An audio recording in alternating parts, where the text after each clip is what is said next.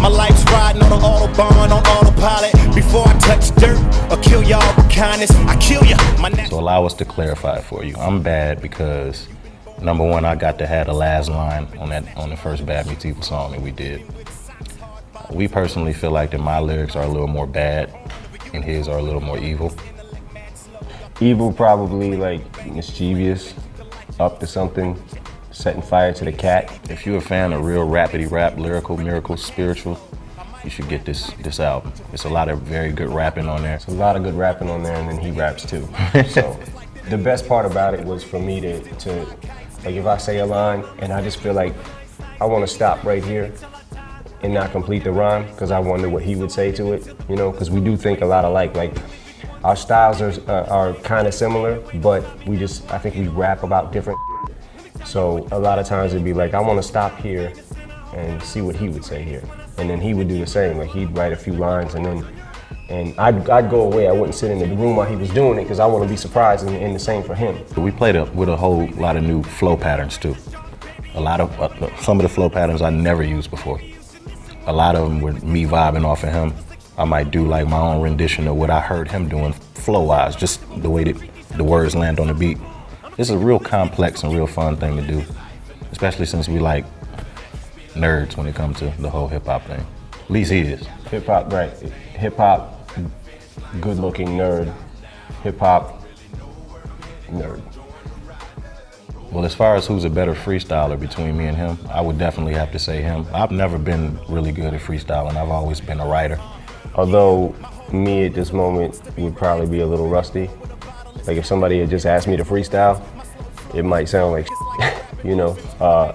It's one of those things like just like picking up a basketball. If you haven't picked one up in a year or so, you might be a little rusty dribbling that first, you know what I'm saying? So it's one of those things you gotta get back on the horse and ride. That was a good analogy, right? Like a knife you gotta keep sharpening. Yeah, it's like a knife you gotta keep sharpening. If the knife goes dull, then you won't even be able to cut butter. Exactly. So I think he's trying to say that he can't cut butter. It's like a wall you gotta keep sanding.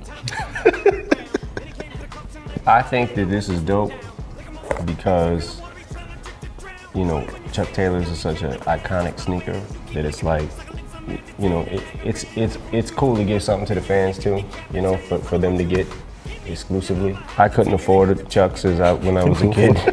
What? Because... What kind of shoes did you have? I was a little white trashy and didn't have much money growing up, so I always wanted a pair. But now I have my own pair. I had a lot of pairs. I love Chucks. I used to hoop in these. A certain amount of the proceeds are going to charity. We're excited about that. And that's good too. And this is great, man. This is a good thing to be a part of. I'm wearing mine out. Bad Meets Chuck Taylor, Bad Meets Evil, held the sequel, in stores June 14th. Get your chance to win a very, very exclusive autographed Bad Meets Evil Chuck Taylor Converse sneaker via Twitter. This is my man Evil, and this is the shoe, limited edition. Okay. Limited edition. Yeah, but I don't know the next word. So limited edition pairs will be available Converse New York and Converse Boston stores. Bad Meets Evil, Chuck Taylor. It's like a speaker you gotta keep replacing when it goes out. It's like a light bulb. Exactly. Yeah. Ah, it's my cats.